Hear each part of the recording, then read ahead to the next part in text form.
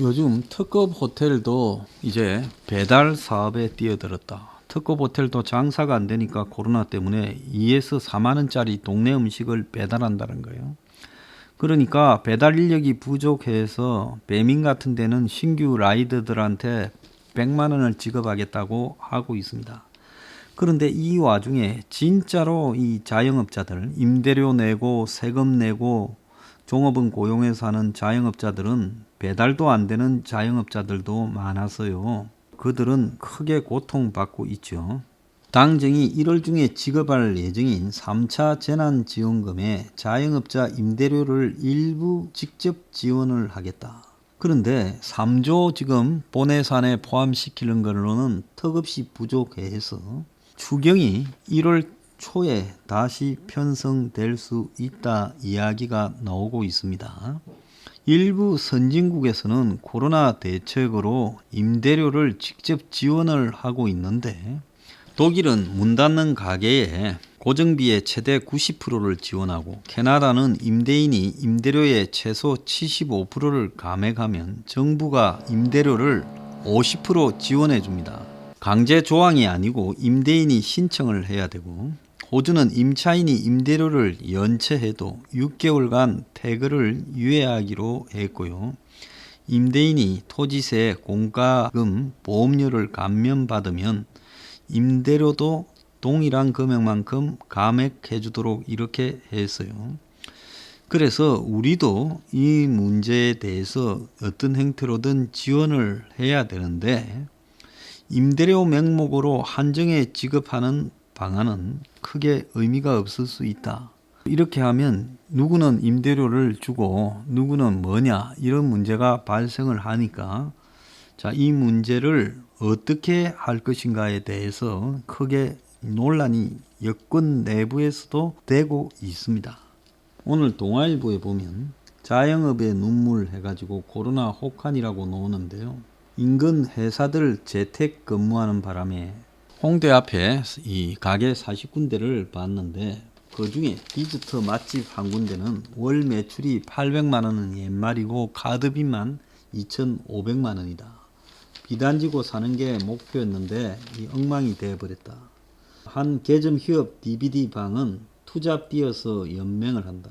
월 매출이 90만 원이고 새벽 손님이 다 끊겼고 한 노래방은 집 팔아 버텼는데 노래방 시작한 내가 죄인이다. 직업이 사장님인 70대가 이런 자영업만 해오면 베테랑인데 월세 330만 원인데 언제 문 열어서 빚을 갚나 이렇게 이야기를 하고 한 불고기집은 1억 빚에 잠 못 들고 외환위기 실직 때보다 더 힘들다라고 이야기를 하고 옷가게 한 사장은 알바 다 내보내 수술 다음 날도 혼자서 가게 지킨다. 옷가게의 모델 촬영 홈피 관리를 혼자서 다 하고 있다라고 이야기를 하고 또 한 식당 주인은 인건비 아끼려고 직접 주방으로 들어갔는데 코로나에 회식이 뚝 끊어졌고 매달 500만 원 적자다. 파티 명소로 소문난 루프탑은 1년 만에 텅텅 비었다. 그 파티 플래너 창업을 하려고 대기업에 사표를 냈는데 연말연시 대목이 다 날라갔다 이렇게 말을 하고 있습니다. 지금 정권이 3단계로 못 가고 있는 가장 큰 이유는 3단계로 갔을 때 감당해야 될 경제적인 충격이 너무 크기 때문에 그걸 못하고 있다라고 보고 있습니다. 그래서 정권이 지금 계산을 하고 있는 것은 결국은 지금 현 상황으로 끌고 가되 이 사람들의 집합 금지나 이런 부분들을 더 강화하는 쪽으로 가려고 하고 3단계는 이제 안 하고 버티려고 한다는 겁니다.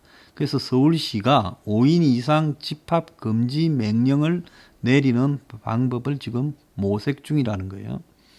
그래서 실내외를 막론하고 4인 이하 모임만 허용된다라고 이야기를 하고 경기도도 23일부터 사실상 3단계인 5인 이하 집합 금지를 시키겠다라고 이야기를 하는 거예요.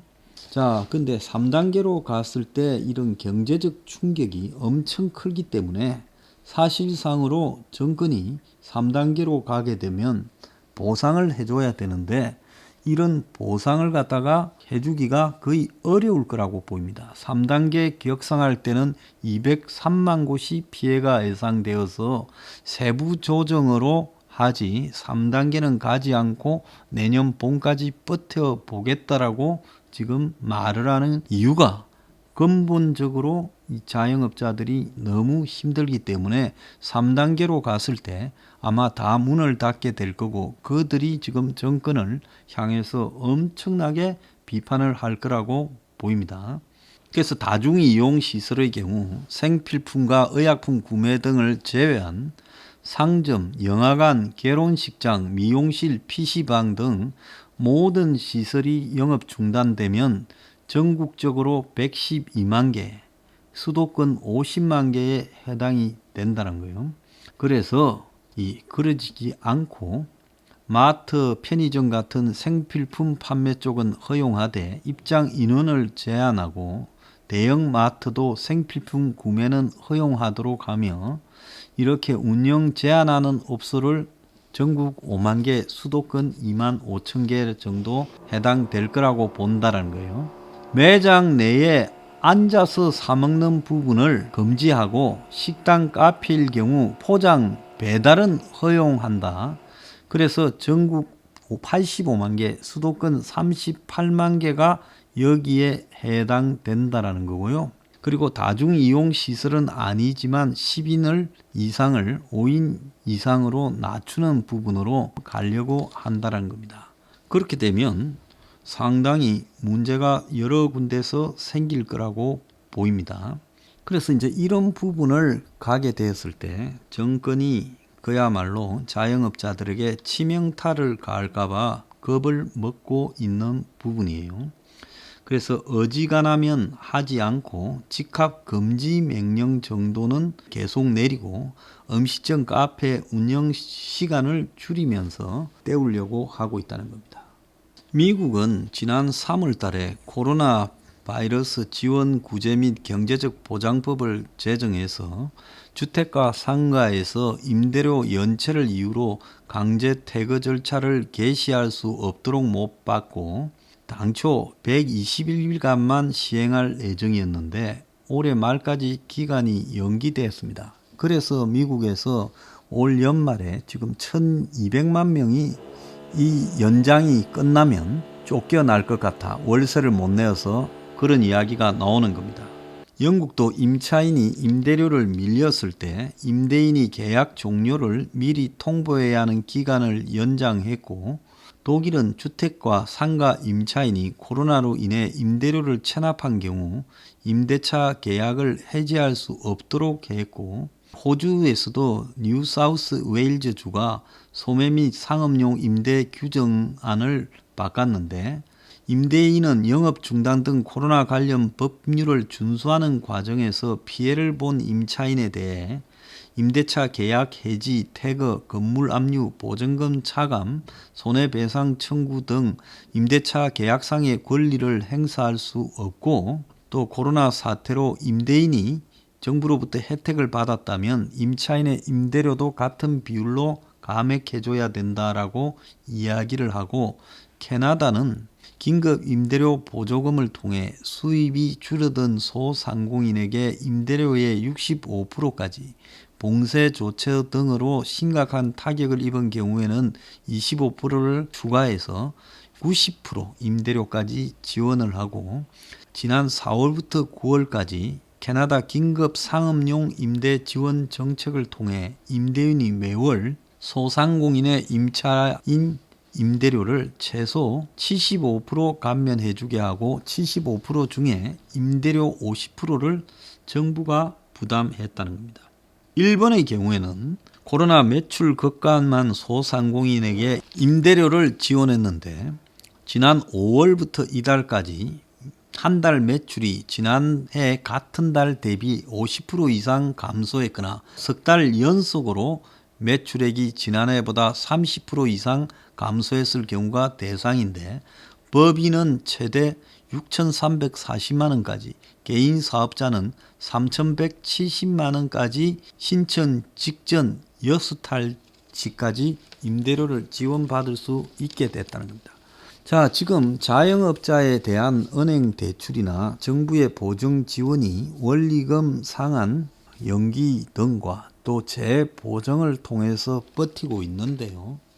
문제는 지금 매우 심각한 지경이라서 이런 부분을 통해서 버틸 수 있을지 의문이고, 결국은 그런 상한 연기와 또 재보정 기간이 언젠가는 끝나게 되면 자영업자들 대다수가 빚을 갚지 못한 채 무너지지 않을까 생각이 들고 있습니다.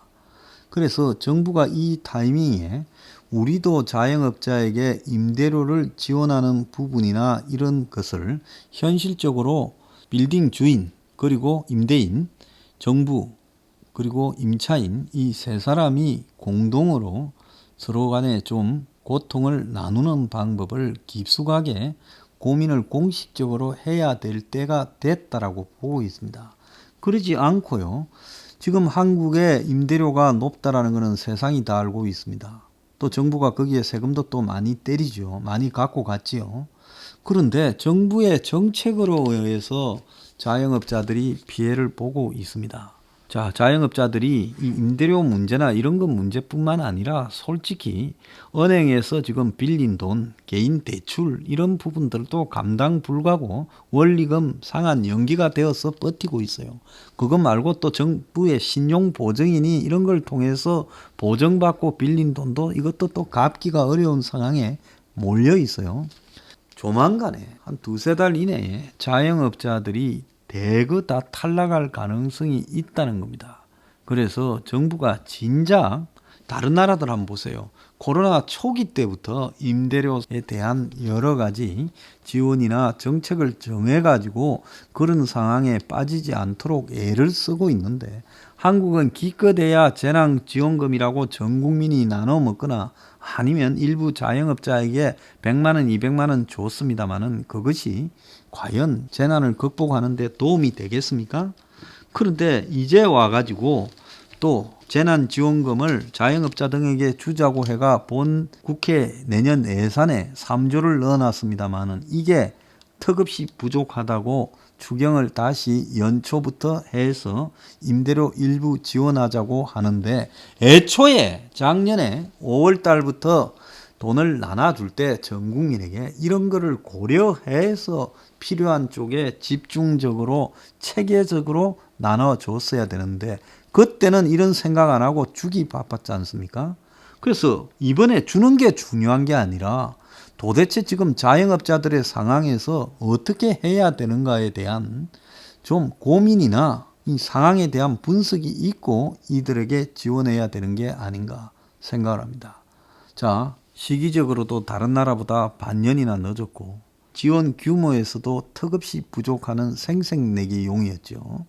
그래서 진짜 고충을 생각하지 않고 그냥 얼마 줬다라고 해서 인기용으로만 끌고 가다 보니까 받은 사람도 도움이 되지 않고 어려움은 가중되면서 이제 본격적으로 임대료를 어떻게 해야 되나 논의하는 상황에 내몰렸는데요. 이것도 또 일회성으로 생각하다가는 큰 코 다치게 될 겁니다. 어차피 지금 자영업자들이요 다 버티기 어려운 상황에 내몰렸습니다. 정부가요 일회성으로 생각할 게 아니라 진짜 임대료가 앞으로 상당히 오랫동안 어려울 건데 어떻게 할 건지 고민을 해야죠.